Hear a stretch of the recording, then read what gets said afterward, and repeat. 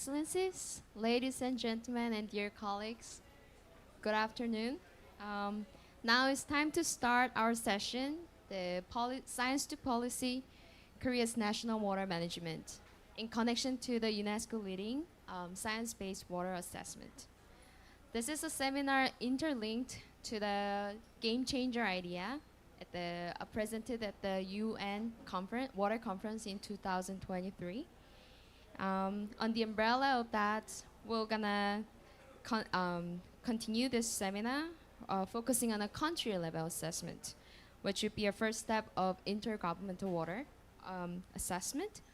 In the first part of the program, there will be a keynote featuring the Korea's National Water Assessment, bridging the gap between the policy and science. In the following panel session, UNESCO will shortly present the concept of the game changer idea, and the distinguished experts will continue the panel discussion. So at the start of the session, I'd like to invite Mr. Kwan-soo Jung, the chair of the Korean UNESCO IHB National Committee, virtually to give welcoming remarks. Mr. Chairperson, the microphone is yours. Okay, thank you, Dr. Ko. Distinguished speakers and participants, ladies and gentlemen, good afternoon. It is my distinct pleasure to welcome each and every one of you to this significant seminar. Today, we gathered to explore the crucial intersections of science, policy, and water assessment with a special focus on the transformative initiatives emerging from the recent UN 2023 Water Conference in New York. Our distinguished panelists will delve into the water assessment in country level, and the speakers will share the Korean National Water Assessment, a testament to our commitment to bridging scientific insights with actionable policies. As we navigate the pathway for implementation discussed today, we are building on the success and the positive feedback garnered from the game-changing proposal of a science-based water assessment during the UN 2023 Water Conference. In collaboration with UNESCO, the Republic of Korea has been part of the team as being the forefront of driving this initiative forward. Together, we have to actively engage with more member states, the scientific community, and the stakeholders to transform concepts into actionable plans, aligning with the mandate, the International Water Action Decade.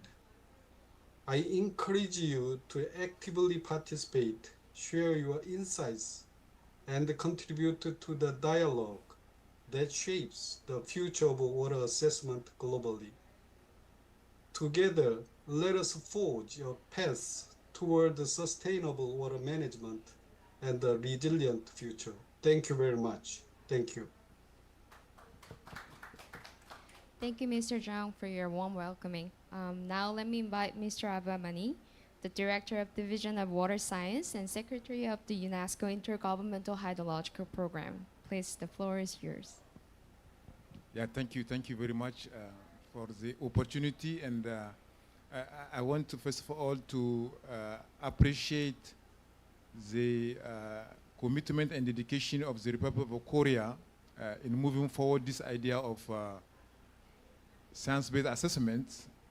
As you know, this idea of science-based assessment was introduced during the preparatory meeting organized by the President of the General Assembly in the preparation of the UN 2020 conference. And we are very pleased to move forward the idea, and then Republic of Korea worked closely with us to organize a side event during the UN 2020 conference, which was a very successful side event. And we believe that continuing this process to make this idea operational is a real pleasure for UNESCO to be associated to this side events. Why do you need an assessment? We have heard during many side events within this gathering of the climate change COP that water is the main medium through which majority of climate change impact is felt. And in many countries, they have been facing the impact of the climate change with drought, floods, and this unfortunately is something which countries should build capacity and put all the necessary measures to build resilience. They cannot do that without evidence, without information, without knowledge. And having an assessment will help decision makers and policy makers to have a state-of-the-art knowledge for them to take the appropriate decision in putting clear measures for adaptation. The also assessment will not be only on the resource itself. It's also concern all the issues related to the institutions, to the capacity, so that a comprehensive situation of water sector in the country is needed in order to put in place appropriate future measures. So in that regard, we are looking forward for in-depth discussion on this initiative of Korea to have national water assessment. And we hope that it will give opportunity to other countries to come on board so that they can also volunteer in order to have their own national assessment.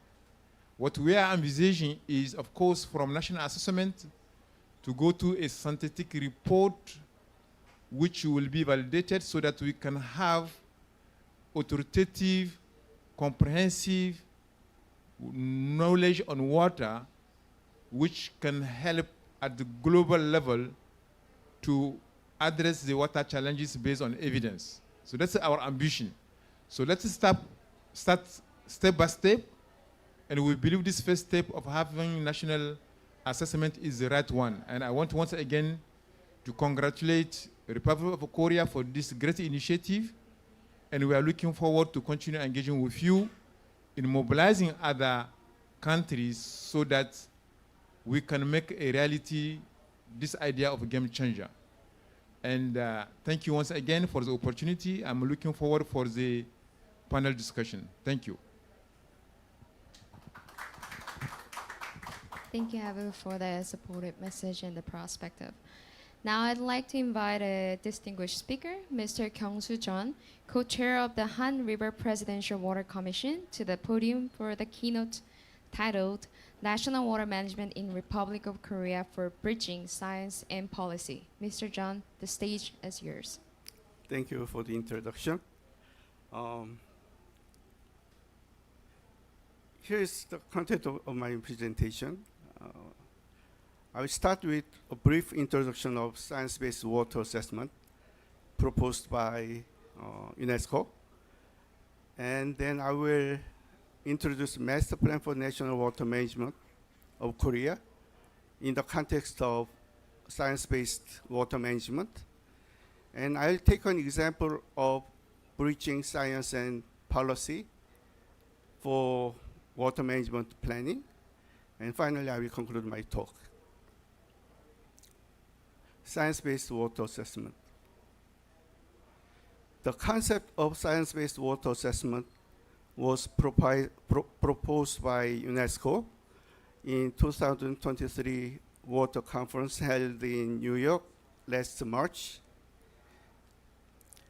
It is aimed for establishing a science policy platform for water to achieve policy making in the water sector based on intergovernmentally validated scientific data.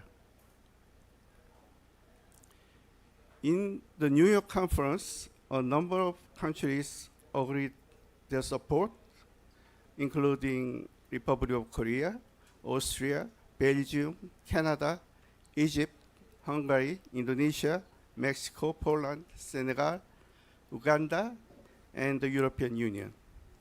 Also, many UN and international agencies have pledged their support, including IAEA, UNCCD, UNEP, UNDP, WMO, ISC, ITAPU, IHS, and GWF.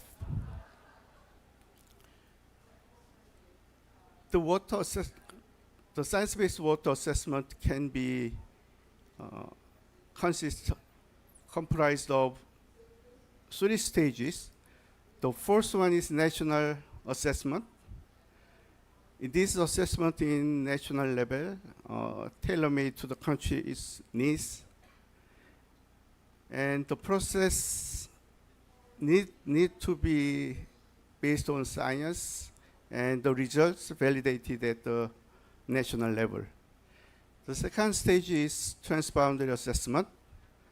It needs to be strictly based on, it needs to be based on scientific approach, and the basin scale models must be used as an assessment tool.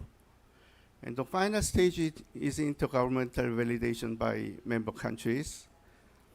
It must be transparent and inclusive, and synergies with other mechanisms, intergovernmental mechanisms, such as IPCC, are also expected.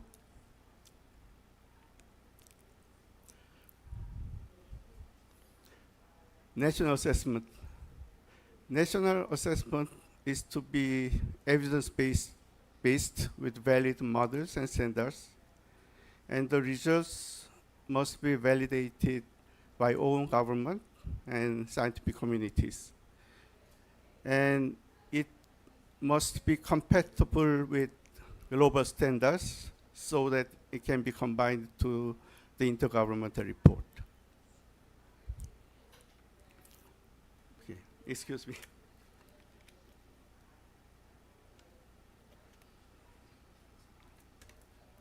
A master plan for national water management of Korea.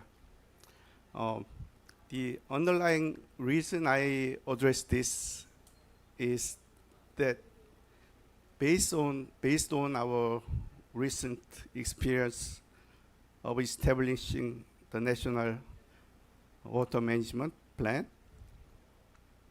we may be able to develop some national level guidelines for the science-based water assessment. And eventually we can contribute to the establishment of the global science-based global water assessment.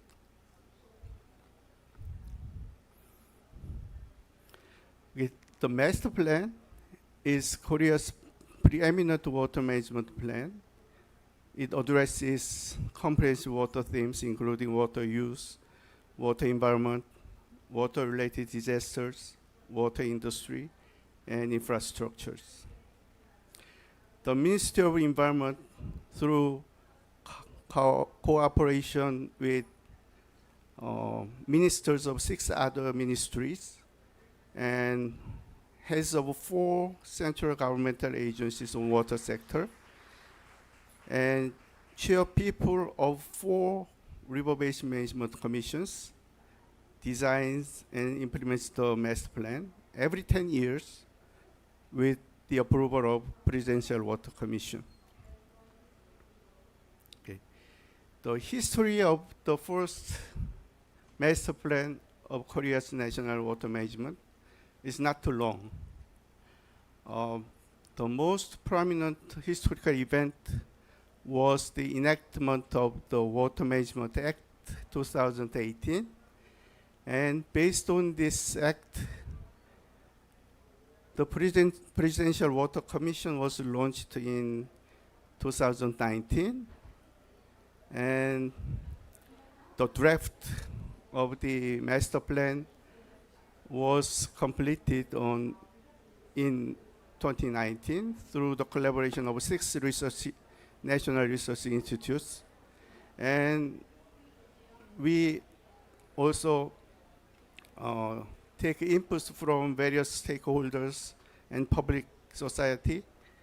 And finally, in 2021, the master plan was completed.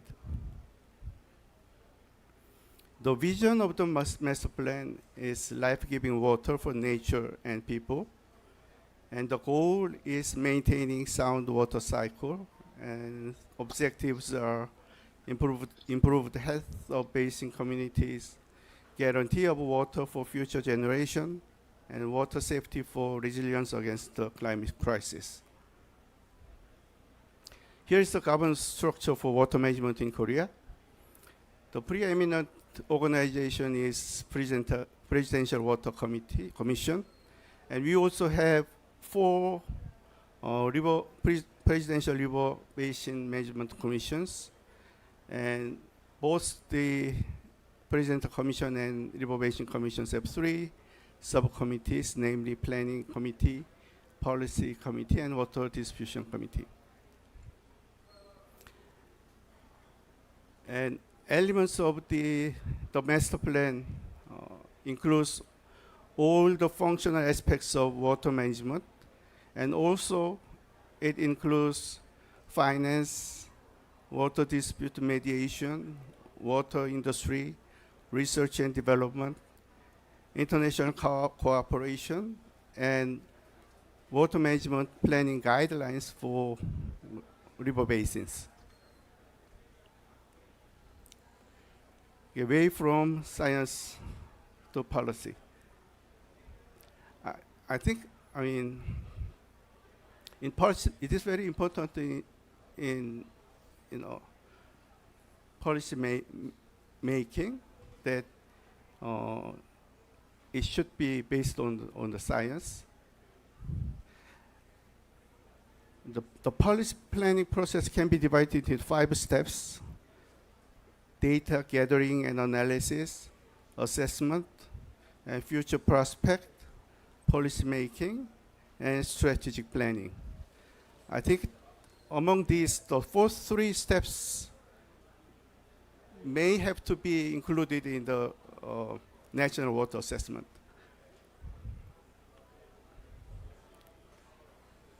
Okay, the policies of the master plan can be classified into 3 categories, and strategic plans into 6 groups.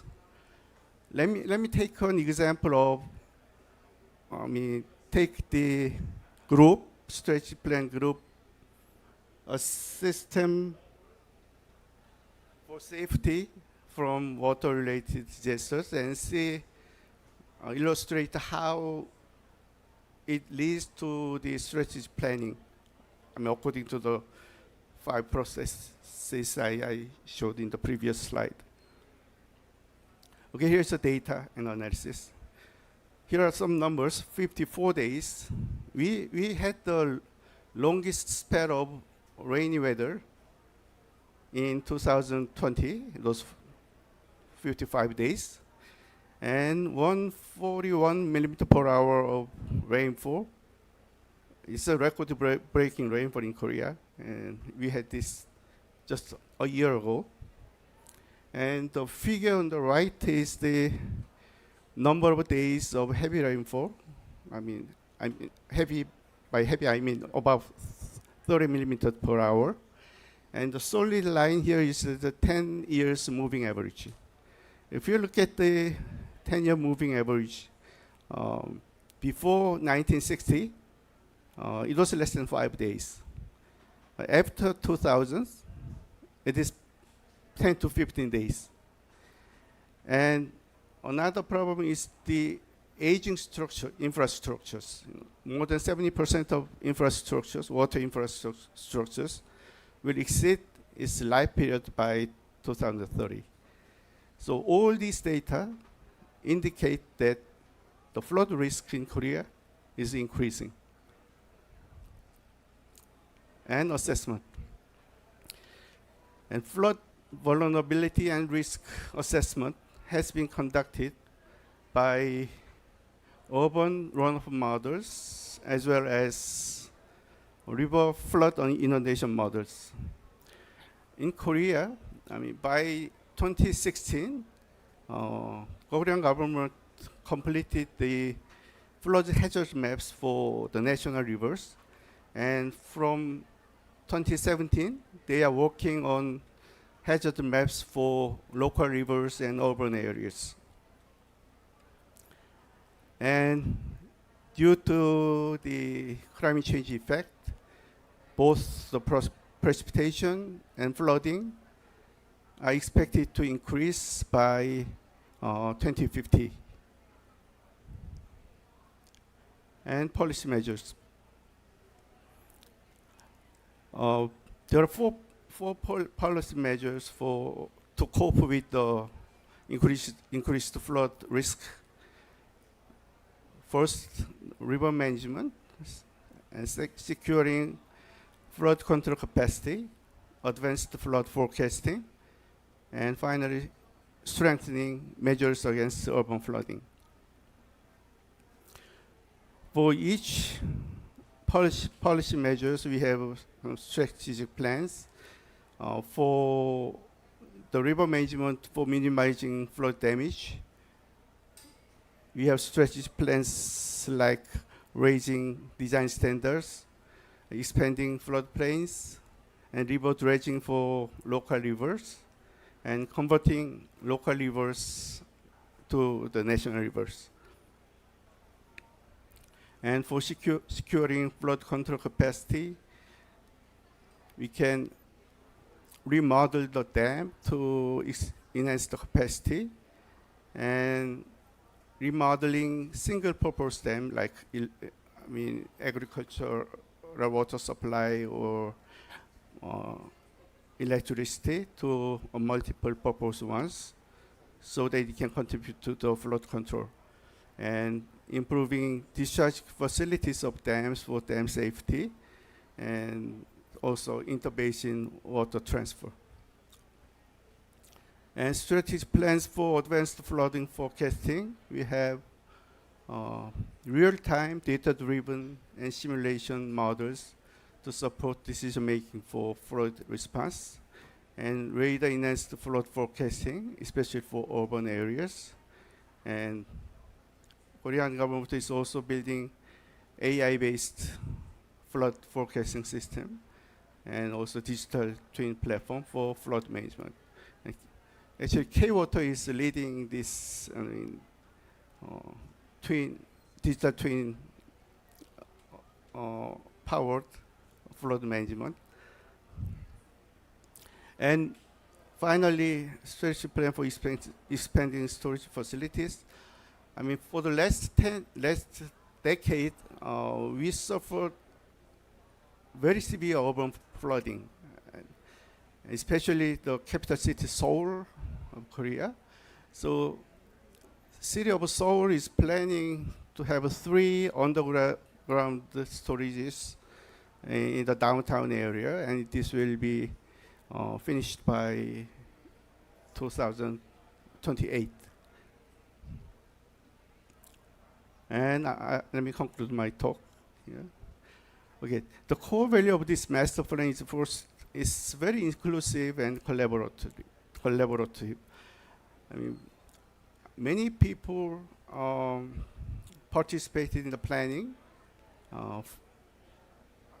and we also heard many opinions from publics and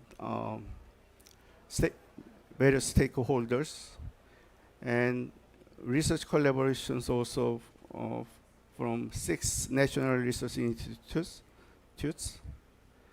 And finally, I like to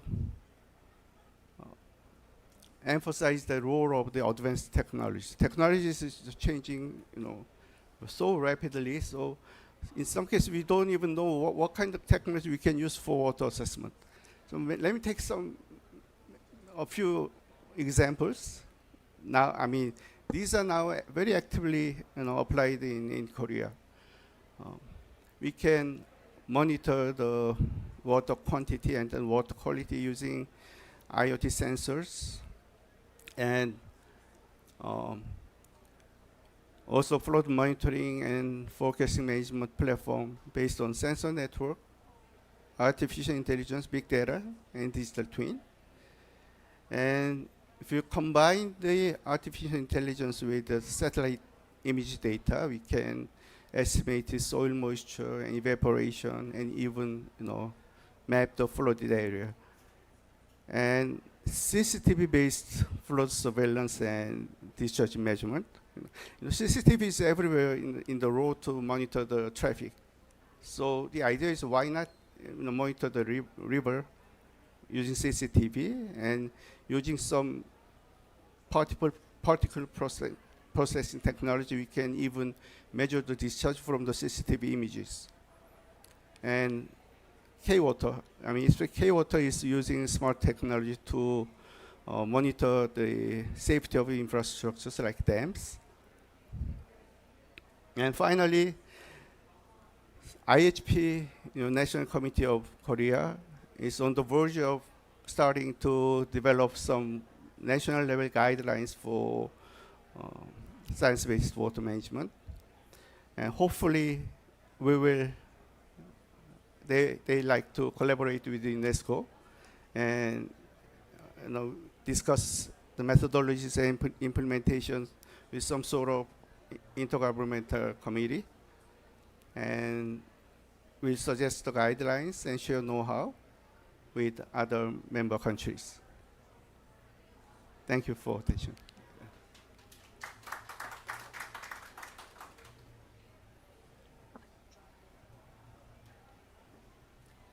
Thank you very much, Mr. John. Now we're beginning the second session of the panel discussion. But before the panel coming out to the stage, Mr. Kun, our program specialist from the UNESCO, will brief about the concept.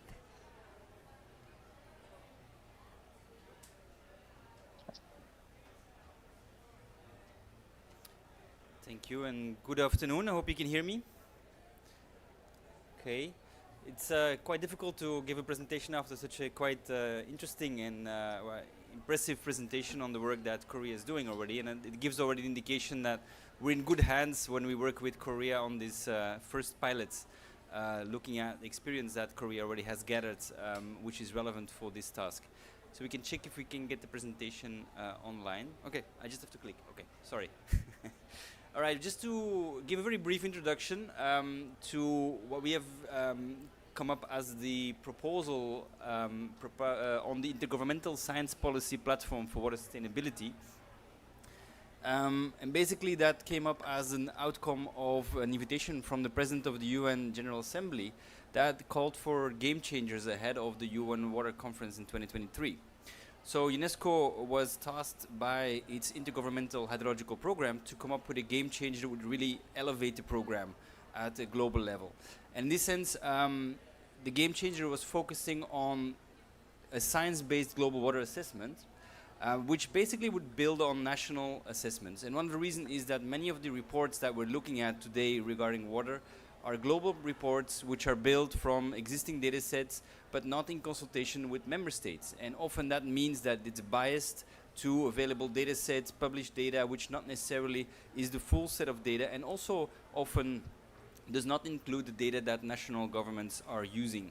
So basically we would like to come up with a more bottom-up approach of national assessments that really build on existing data sets, existing knowledge in the country, but also the scientists that are actually working with the politicians, policymakers, that they can come up with the national assessment instead of having it as a top-down approach.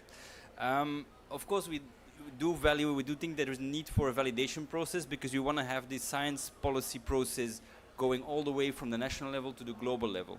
So in this sense also we foresee validation and support.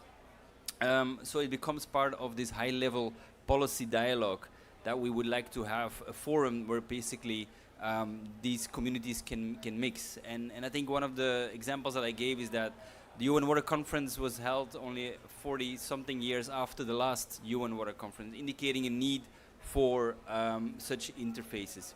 But also we see a need for bringing in more community engagement, and I think we already mentioned IoT sensors, citizen science is also quite important. So there's opportunities to bring in new concepts into those assessments, and of course we want to explore with you how we do that, and I think there's quite a few ideas already how to get that on track.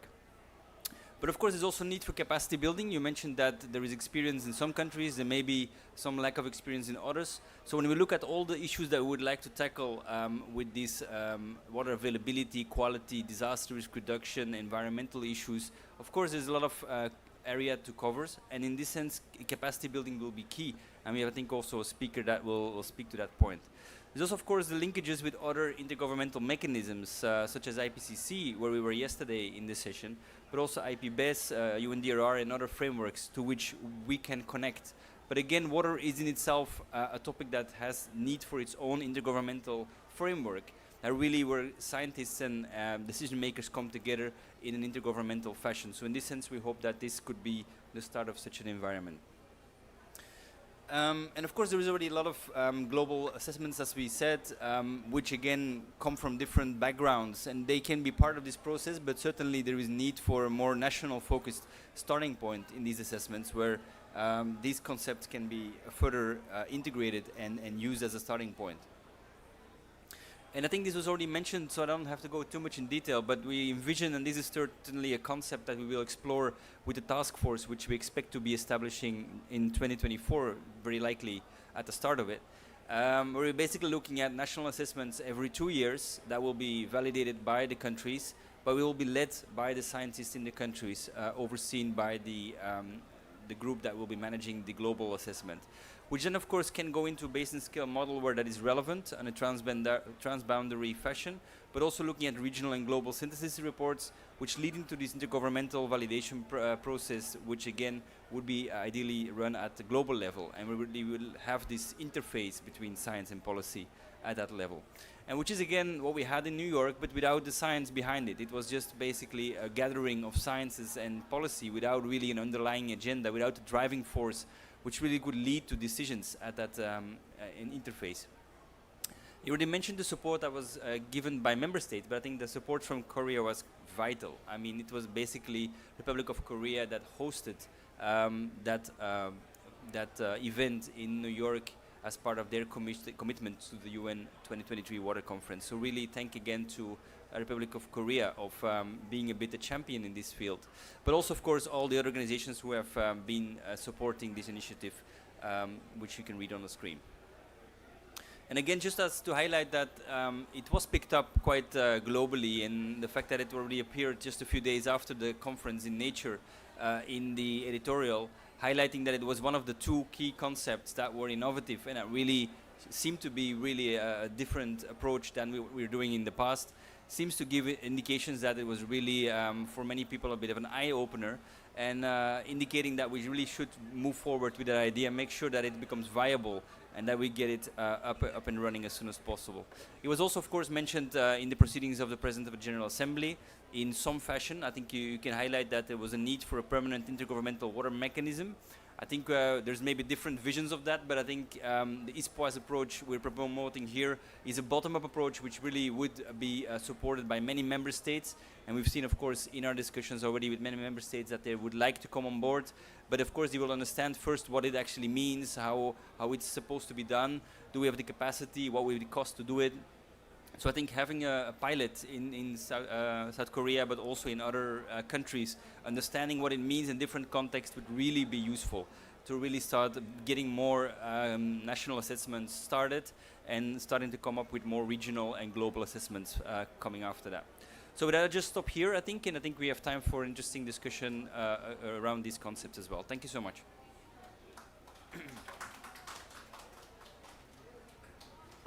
Now let me invite Mr. Anil Mishra, Chief of the Hydrological System, Climate Change and Adaptation Section in UNESCO, who will moderate from now on. Mr. Anil, the floor is yours. Thank you, Donga, for the first part of the session. I would like to invite Mr. Kyung So Jun, co-chair Han River Presidential Water Commission. Mr. Eddie Moore, Rector, IHC Delft Institute for Water Education. Mr. Jun Yon Wang, Associate Director, Korea Water Cooperation. And I understand our colleague Hee-Rin Kim, Head of Hydrological and Water Source Services from WMO Online. Kim, are you online? Yeah. Yes, I'm here. Thanks, Sanil. Thank you very much for joining. We miss you here. Sorry I couldn't be there in person. No worries. You will contribute from there. Well, it's an interesting talk. We have heard from keynote presentation as well as, maybe I should go there.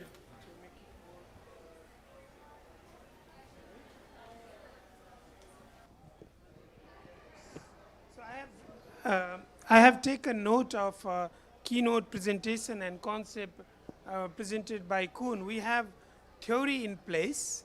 We have also assessment proposed by Korea in place. Now we need to discuss in this panel session how really this will follow the idea as identified by journal Nature as one of the game-changing idea, and as create the scientific community recognize how we go there and how we develop synergies with others. I think already from the keynote presentation done by Mr. Kyung So Jun, there is a very detailed pathway has been proposed, and I think that will really give us some ideas to prepare a template for piloting in other countries. So we'll focus on those issues in our panel session discussion. We have roughly 40 minutes to discuss before we go to close the session. So since we have already heard from Mr. Kyung So Jun, I want to go to Eddie, and who has been expert in the research of climate change mitigation and adaptation. First, let me get sense this assessment's role in the water management to climate change. Can you just briefly give that insight so that we can go actually into the discussion of assessment? Eddie, maybe very briefly within 3 minutes, if you can just give your initial thought.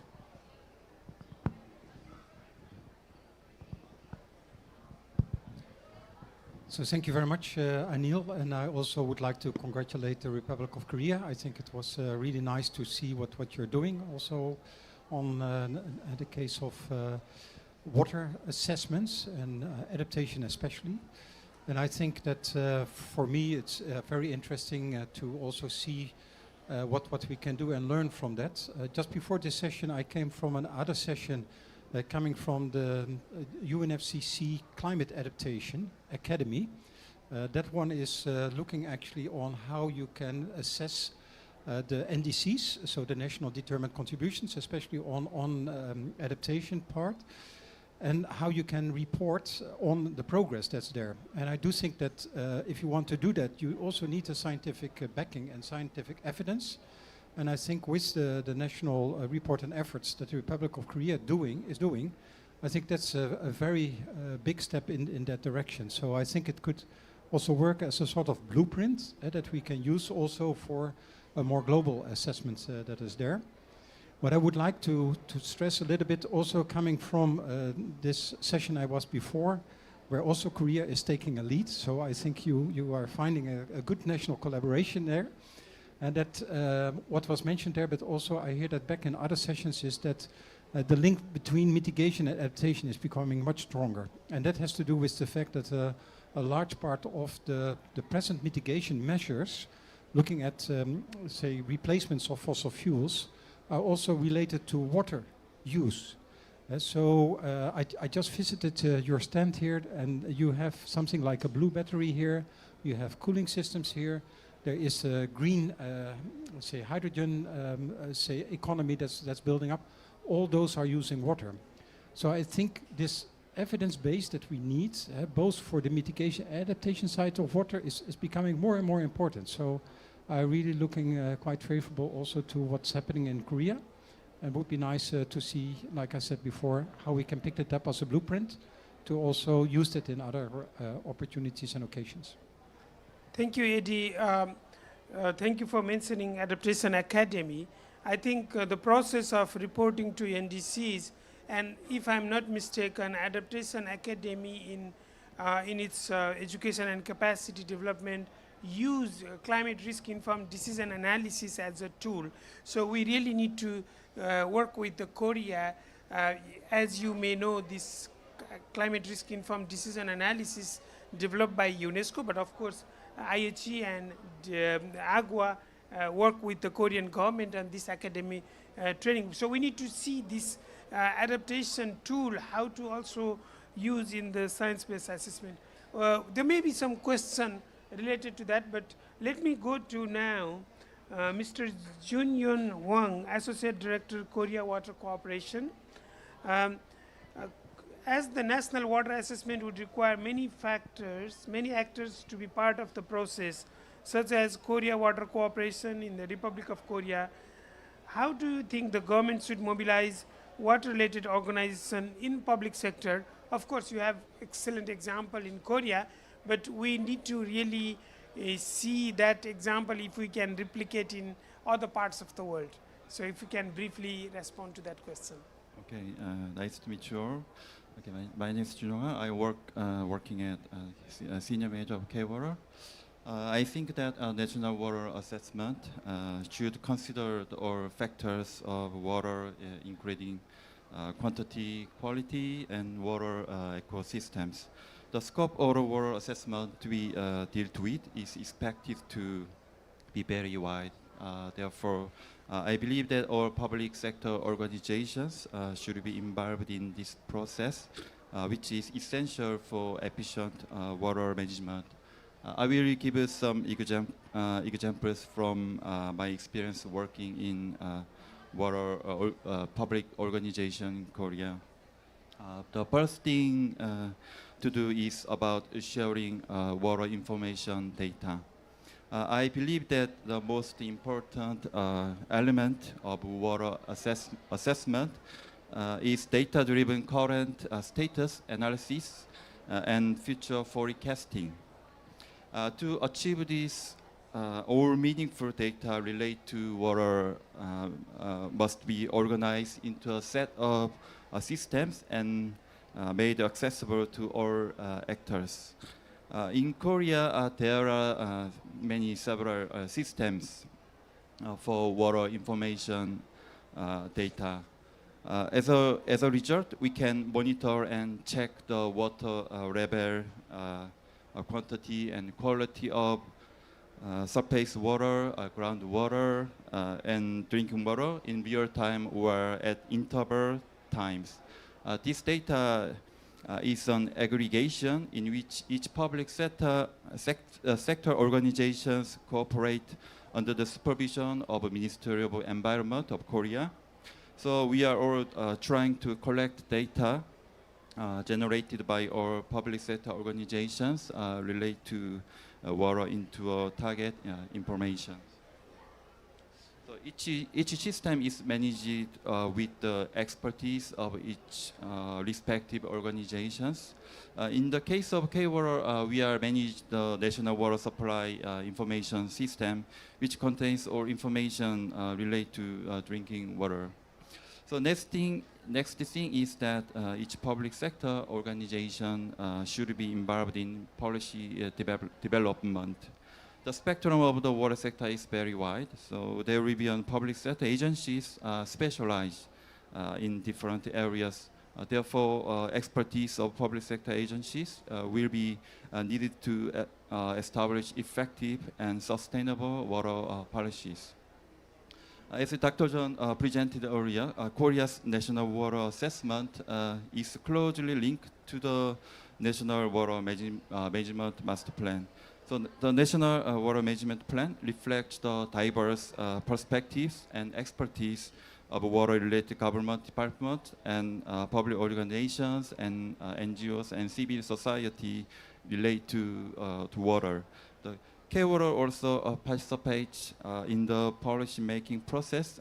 For example, by getting involved in the formulation of the National Water Management Plan and Water Resources Long-Term Master Plan and the National Water Supply Plan, and also submitting professional opinions after reviewing the waterworks and river maintenance-based plan designed by local government.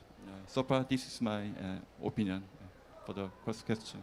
Yeah, thank you very much for presenting the detailed action plan about how the engagement, but also highlighting the data requirements.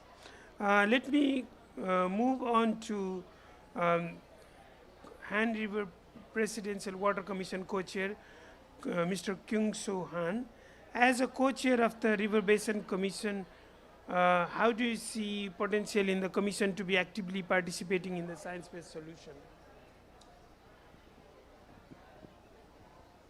Okay, I think I didn't mention in my presentation, but actually, in addition to this master plan, national master plan, we also just finished the master plan for each basin management. It's just 2 months ago. So, and another thing is, let me just introduce our commission. We have 19 members from local governments or public institutions, and 24 civilian members, including myself, 24. And among the 24 civilian members, 17 people has science and technology backgrounds. And actually, to establish the master plan for Han River Basin water management, that civilian members, very actively participated. And, Minister of Environment, the Minister of Environment is the co-chair with me. And the Ministry of Environment fully supports us and respect the opinion of civilian members. So, if we establish the national water assessment, and then I think our members, especially civilian members, will take very active part for that. Thank you very much. This experience will definitely help us in, as I said, we are also looking at the piloting in 2024. And let me go to World Meteorological Organization, with whom we very closely work, and they recently did second publication of water resources assessment. And Irwin, I understand you were able to mobilize National Hydrological Services, but also scientific community. But were you able to get that information validated for countries' needs? In other words, whether countries are interested to really validate the information provided in water sources assessment. Thanks, Anil. Thanks for the question. Can you hear me well? Yes, very well. Great. Thank you. What you mentioned about the publication, second publication, is not the water resources assessment. The title is the Global State Water Report, which is including, of course, water resources assessment part. As you know, WMO has been working, and we do no need to presentation right now. Thank you so much. But I can show the presentation later. As you know, please stop sharing the screen, the presentation. Thanks. Yes. WMO, as you may know, we have 193 member states, including National Hydrological Services. And I believe it was always challenging, engage all the national stakeholders to be part of our activity, especially focused on water resources assessment, due to the sensitivity of the data sharing. But as you mentioned about our second global water report, we could make the more members to be part of our report. The most important thing is that making the proper engagement to the stakeholders, especially that we have to reach out to the national hydrological services and make them to understand why it is important. Why it is important to having water resources assessment and also data sharing. And we also need to explain them what will be the benefits for them using the best examples, that those information can be helpful for them to make a decision and also see what is water status and availability in the near future and how they can operate their dams, reservoir more efficiently and make the water allocation properly. So those benefits that they can directly receive if they are be part of the water resources activity, especially recently in WMO is doing. And also the other part, financial resources is always key critical component. If we can have some extra budgetary project directly supporting them for their operational hydrology, this is very helpful for them to be engaged more to our report, no matter the report or portals or tools that they can be useful for all the national hydrological services. So my opinion for the game changer, we should approach the integrate. We should proceed the integrated approach, including guidelines, providing operational tool, capacity buildings, and also making the community that will be helpful. I hope this could be clear answer for your questions, Anil. Thank you, Edwin. Thank you for correcting me. It's a global status report, and also, presenting us the importance of engaging stakeholder. But since you have probably listened the PowerPoint presentation from both Koen and from Mr. Kyu Soo-jun, our idea is really creating buy-in effect. In other words, assessment which is needed at the country level and validated by country. So based on available data in the country, whereas the global status report, as I participated in the expert group, is written based on globally available data set at the global scale. So how do you see this report going into the report that just presented by Mr. Kyung So-jun on a very detailed national level, national requirement, and validated by national authority?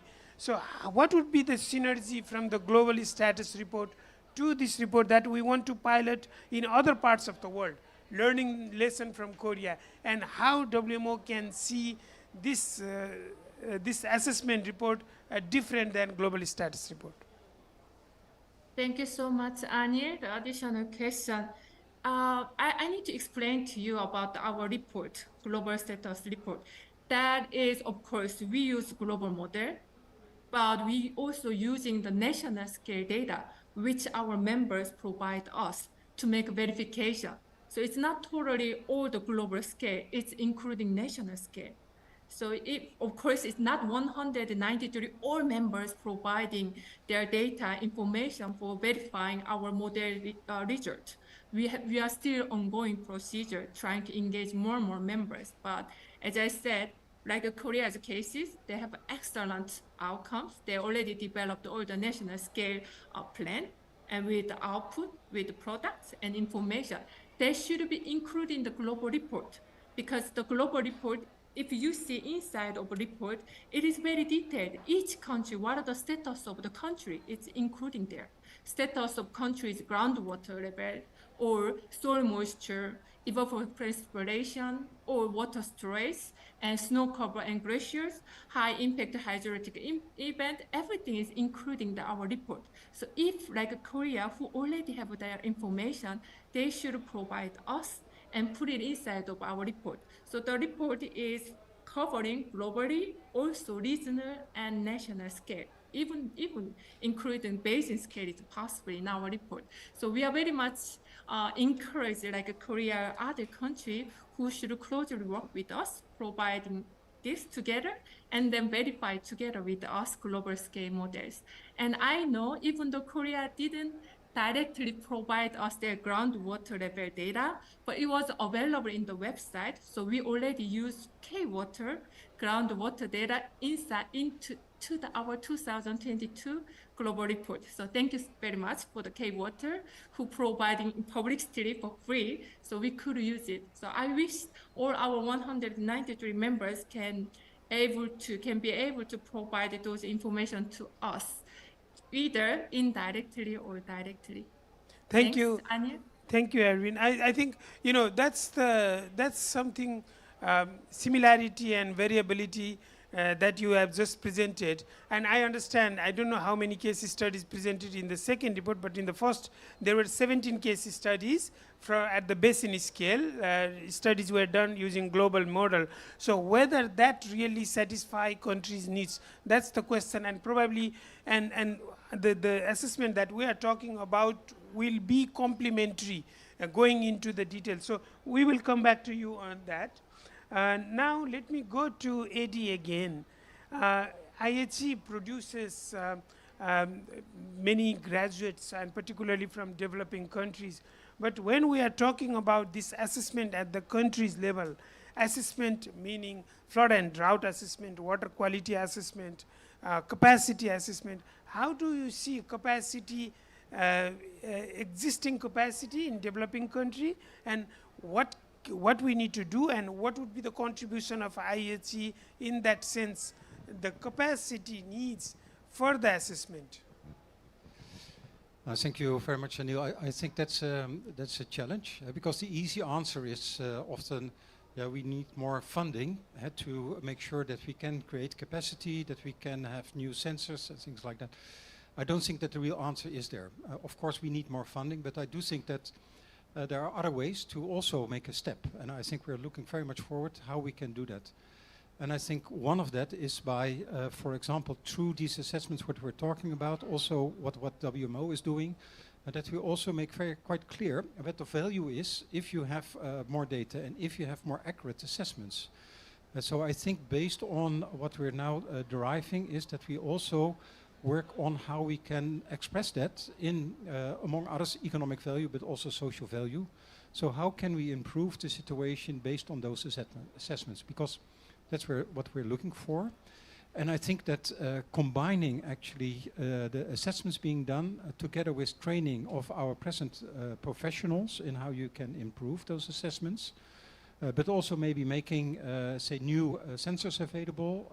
I think just presented also in the plan of Korea that there are other sensors that can be used in an easier way than we have been doing.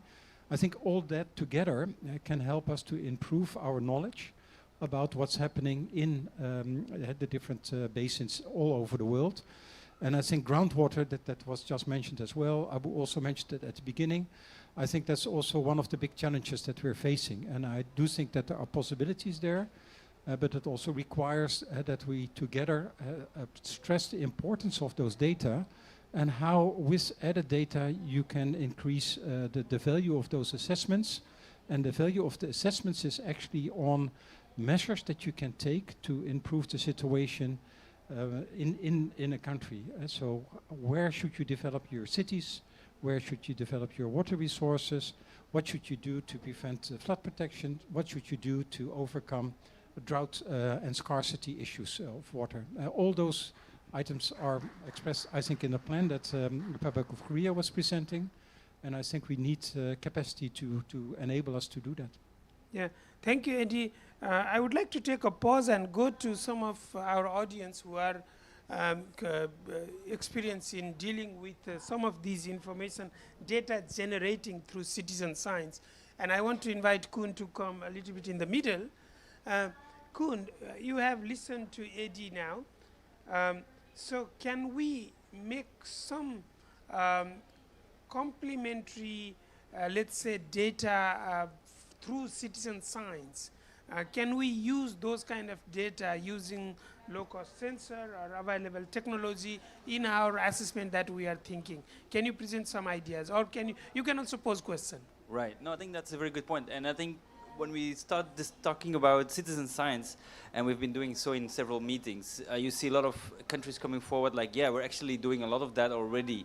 A lot of data we have, but there's also a lack of storage of that data.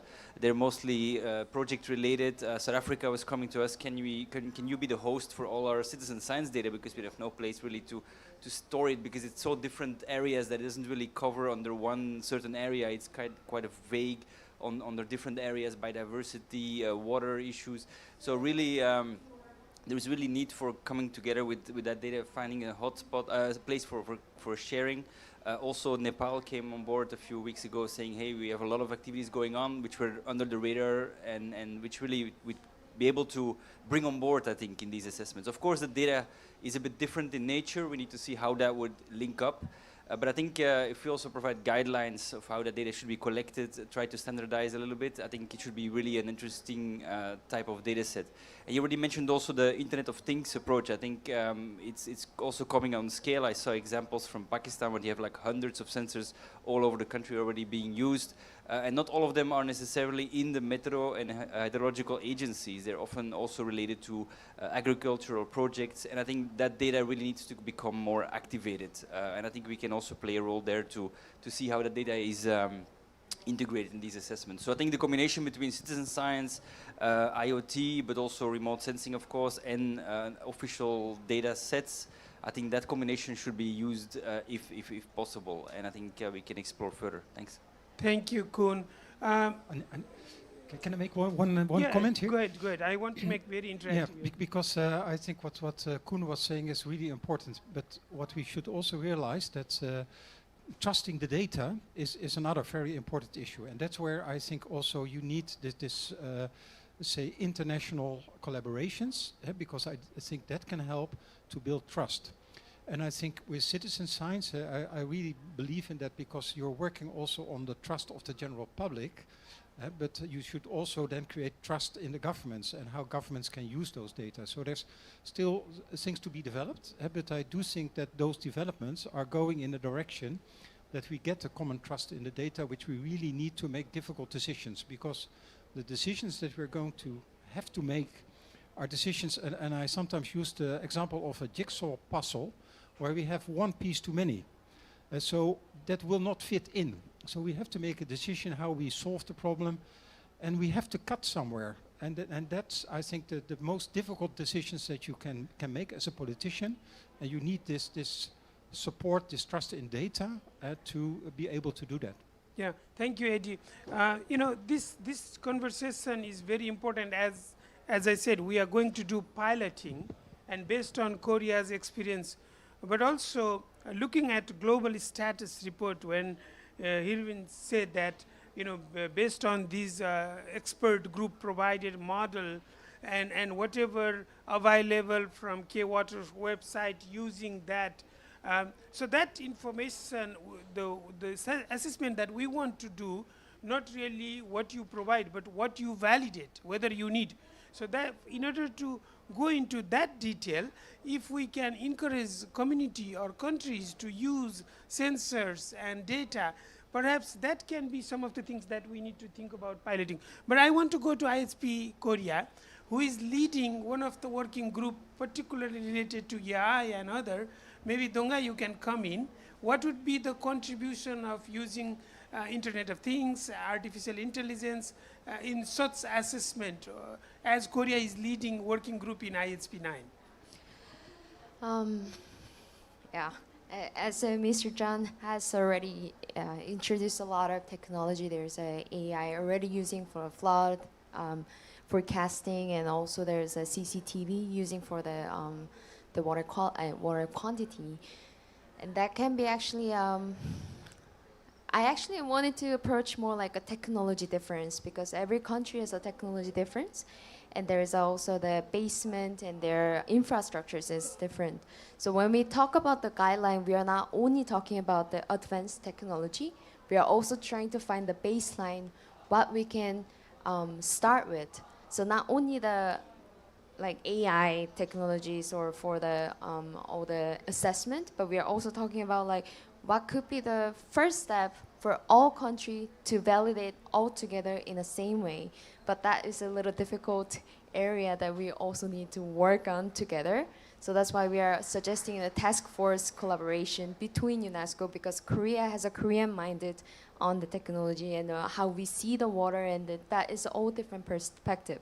So that's why the UNESCO comes in, giving another perspective, more the global minded and different area of how we can cooperate in these guidelines. Thank you so much. Hopefully it was answering your Yeah. question. No, I mean, you know, we are moving from the idea to action. So we need to go into the details of every aspect, and then we will create a template.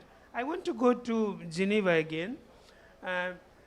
You know, now you have listened what we really want from the Kuhn's presentation, from Mr. Kim So-jun's presentation.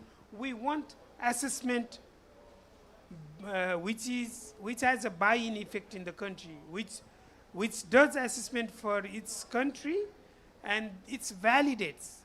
And based on that assessment, we want to have a synthesis which we want to create an intergovernmental mechanism. So, Hirvin, can you see, based on the global assessment report, how do you see that we can have synergies with WMO and us, so that the assessment that we want to achieve from each government and at the international level as a synthesis like IPCC, maybe that has a higher visibility. How do you see WMO's synergy with us, with UNESCO's approach? Thanks, Anil. First of all, as you know, WMO and UNESCO have been working very closely as a best partners. So we have been working closely, and I'm sure that we will make a great synergy, not duplicating, but not reinventing the wheel, but working together with making the synergy. I just wanted to highlight, I want to show my presentation, but before, I was just surprised when Mr. Quinn showed his presentation with multiple publications, but one very important publication was missed from his presentation, his slide. I could not find it. Anil or Abu, do you remember we had a very good publication that cooperated with the WMO UNESCO, which name is Water Resources Assessment Handbook for Review of National Capability.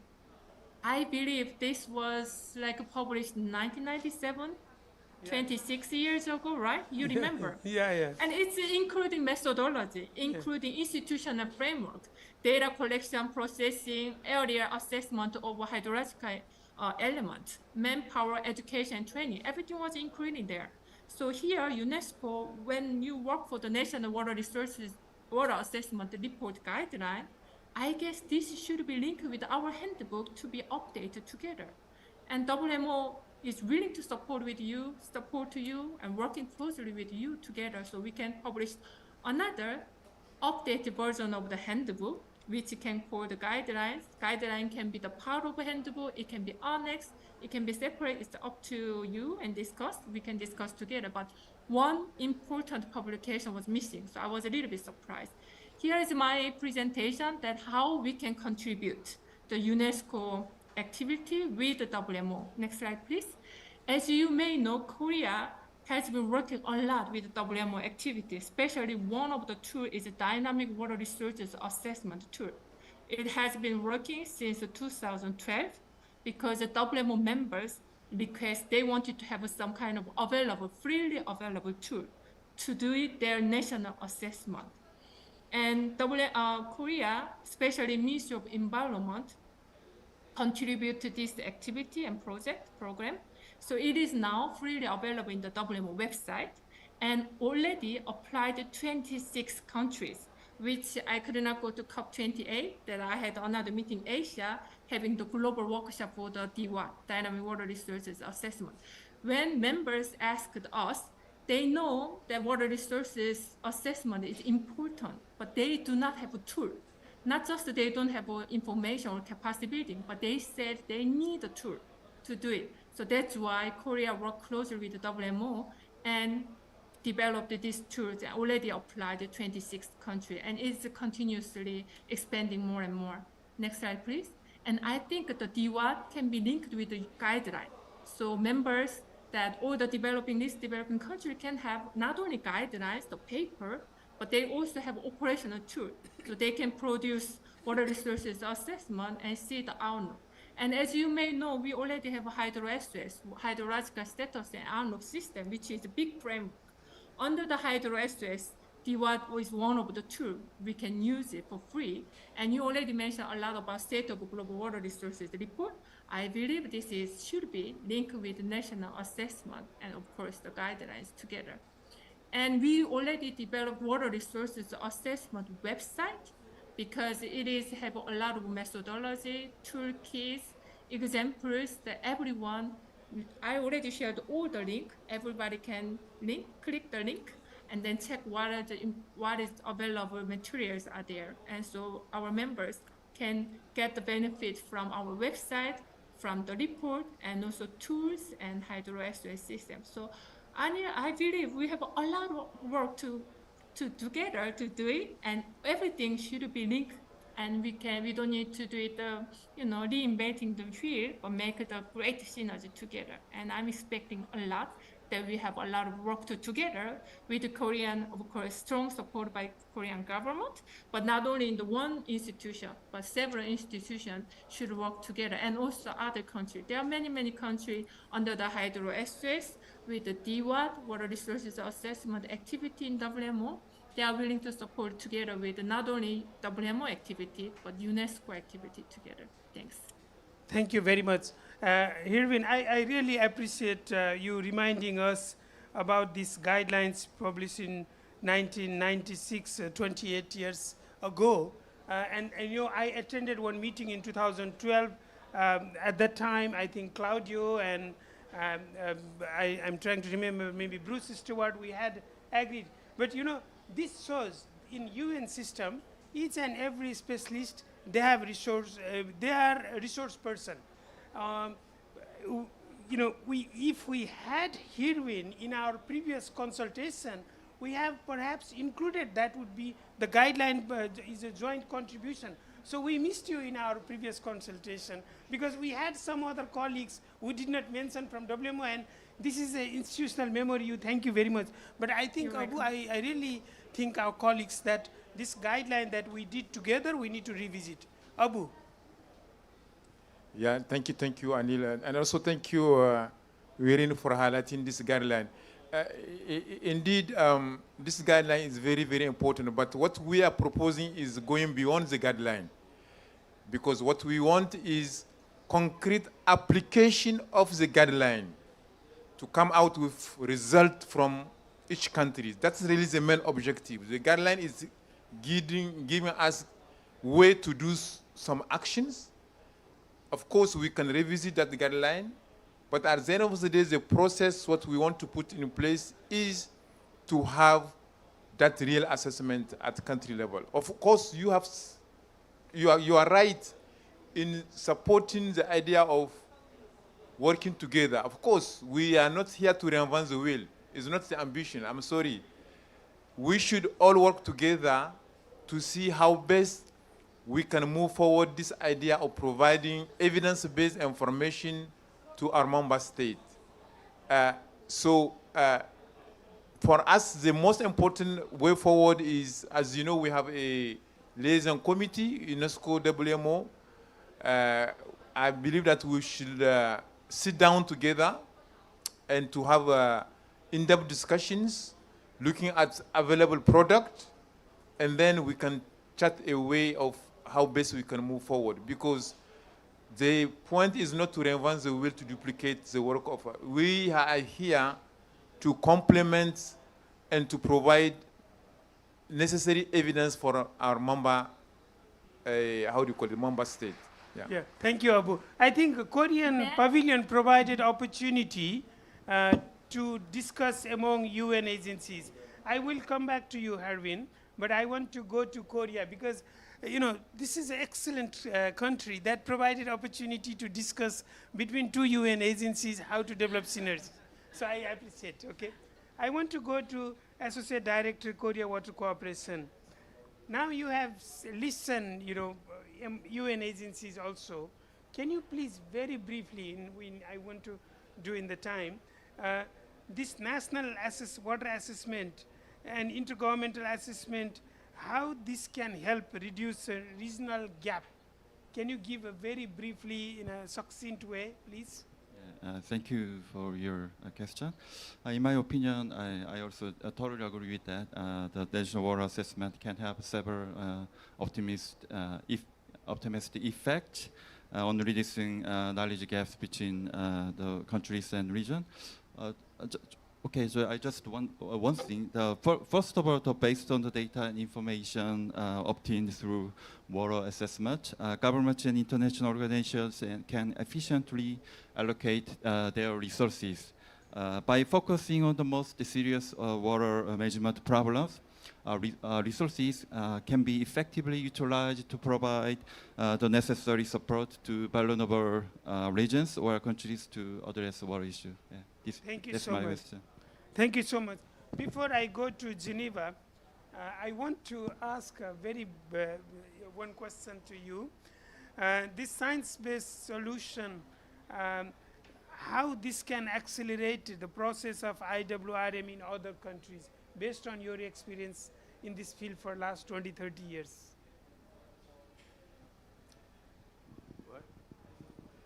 I mean, do you remember the question raised in yesterday's IHP session regarding the data availability in Afghanistan? Yeah, so, I mean, even though we set up some guidelines, each country has different technology level, different infras to collect data. So, it depends. I don't quite think that it will accelerate, I mean, water assessment, science, technology in other countries. And regarding the guidelines, we may need to have some 2 or 3 guidelines, I mean, according to their infra level or technology level.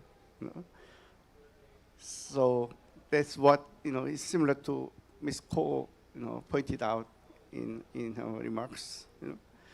So I think it depends. Yeah. No, I fully understand it will depend on infrastructure, data capacity, but also perhaps it can inspire some of the countries to do assessment. Okay, with that, let me go to Irwin. You wanted to come in earlier, but please be brief. Yeah, it will take just 2 minutes. Don't worry, Anil. Thank you so much, Anil and Abu and all the panelists. I just want to highlight, I'm not just asking that we have to focus on the previous handbook to be updated. No, this is one of the things that we have to focus on, working together with updating the handbook, including guidelines. But once we develop the guidelines, just Professor John mentioned that we have to tailor our services to each country has a different situation, different circumstance, different level of technology and knowledge, and also their capacity. So what I'm proposing, let's focus and approach integrate way.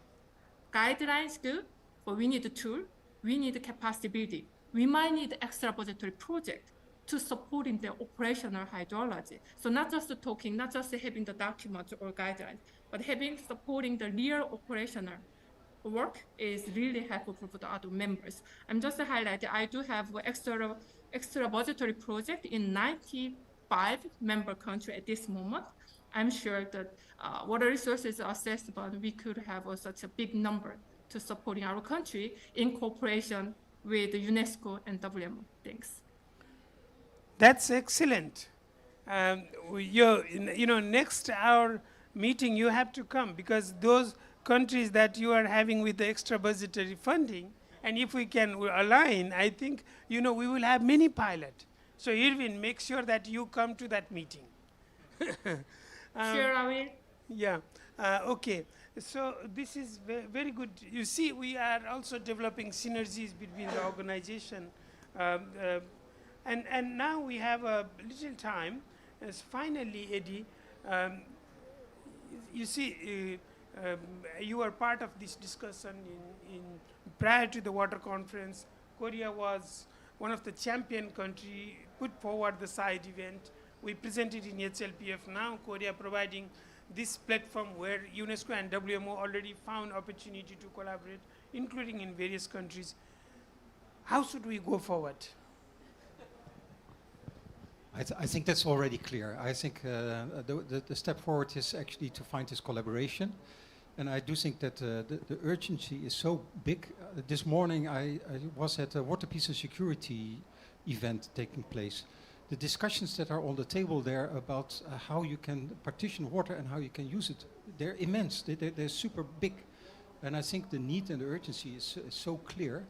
And I think South Korea, you're in a lucky situation, as we in the Netherlands are as well. And not so big problems, but still problems big enough to actually work on those pilots and demonstrate how you can use it. And I think that's urgently needed. So I think it would be really good forward. And I would also be interested to have a second look at this hand guide, because I do think if it's from so long ago, then it's maybe good to see how we can reuse it. I also think that way of teaching and transferring knowledge is going a little bit different. It's not a paper hand guide anymore. You do that in a different way. So maybe if we start looking at that, maybe that can help as well.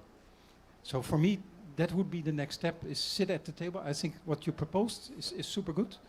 And see if we can also get more pilot countries that would like to collaborate, make this link with the international and the local assessments that are taking place, and then demonstrate to other countries what the value is of doing that. Yeah. I want to hand over mic in 2 minutes time to Abu to close. But before that, you have any thoughts? You are fine? Yeah, okay. Do you have any final thoughts? People are waiting out there. For the question? No. Okay. We were supposed to finish at 16:30, so we will finish. So with that, let's give a big round of applause to our panelists. Thank you, Hervin, from the distance, your contribution.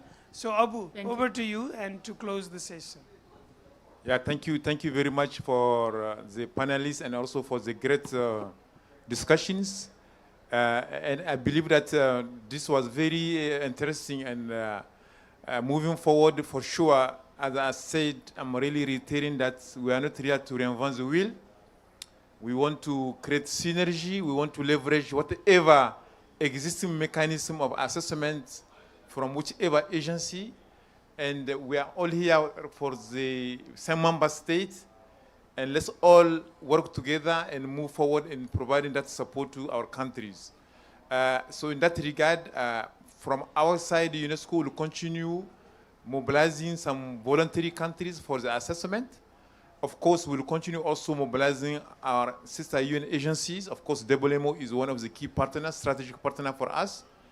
And in that regard, definitively, we are looking forward for all your engagement and your support so that we can make this a reality, because the assessment is needed and we need to act now because water challenges are becoming so complex now with climate change that we should mobilize all together in accelerating our actions. So thank you once again, and looking forward to continue discussing with Republic of Korea. And thank you for the opportunity. Thank you.